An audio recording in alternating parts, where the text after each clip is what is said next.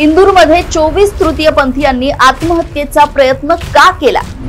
धर्मांतराचा दबाव आणि संपत्तीचा संघर्ष. इंदूरमधील तृतीयपंथीय वादाला धक्कादायक वळण. तृतीयपंथीय वादाच्या चौकशीसाठी SITची नियुक्ती.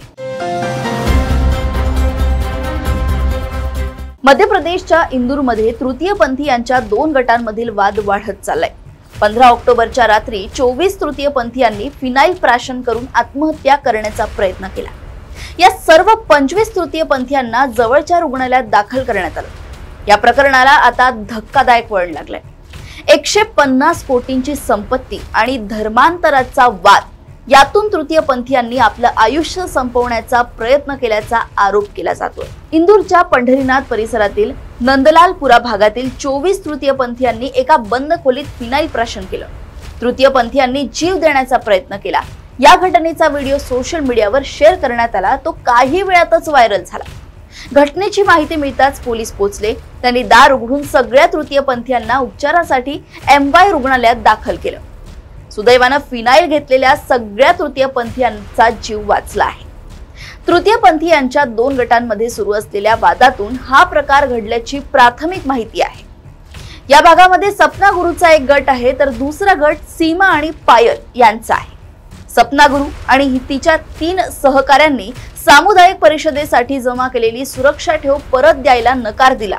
तसंच त्यांनी तृतीयपंथीयांच्या दुसऱ्या गटावर हल्ला केला आणि जीवे मारण्याची धमकी दिली असा आरोप केला आहे. सपना गुरु आणि तिच्या सहकाऱ्यांच्या त्रासाला कंटाळून फिनाईल पित असल्याचं या तृतीयपंथीयांनी सांगितलं.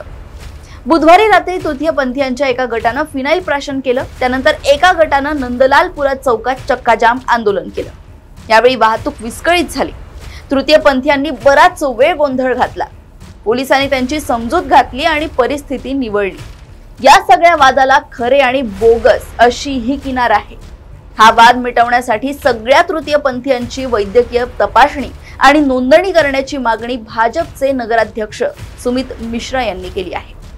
मुस्लिम तृतीयपंथी हिंदू तृतीयपंथीयांवर धर्मांतरासाठी दबाव टाकत असल्याचा आरोप वकील सचिन सोनकर यांनी केलाय. धर्मांतरासाठी नकार दिल्यास HIVचं इंजेक्शन देण्याच्या धमक्या दिल्या जातात असाही दावा त्यांनी केलाय.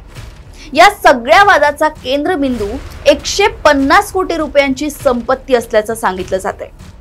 नंदलालपुरातील दोन्ही गटांच्या तृतीयपंथीयांकडे आलिशान घरं, गाड्या आणि महागडे दागिने आहेत. दोन्ही गटातील वाद आता धार्मिक आणि आर्थिक वळणावर आला आहे. नंदलालपुरामध्ये बऱ्याच कालावधीपासून 2 गटांमध्ये वाद सुरूच आहे. मंगळवारी किन्नर आखाड्याच्या महामंडलेश्वर लक्ष्मी त्रिपाठी इंदूरला आल्या होत्या. 2 गटांमध्ये सुरू असलेल्या वादावर तोडगा काढण्यासाठी लक्ष्मी त्रिपाठी पोलिसांनाही भेटल्या होत्या. तृतीयपंथीयांच्या वादाच्या चौकशीसाठी आता SIT स्थापन करण्यात आली आहे. पण या समितीचा तपास अद्याप तरी पूर्ण झालेला नाही. अशाच घडामोडी व अपडेट्स मी ऐश्वर्या शिंदे आपल्या समोर घेऊन येत राहील. तोपर्यंत तुम्ही बघत राहा देशोन्नती. आणि अजूनही तुम्ही आमच्या चॅनलला लाईक आणि सबस्क्राईब केलं नसेल तर लगेच लाईक आणि सबस्क्राईब करा आणि बघत राहा देशोन्नती.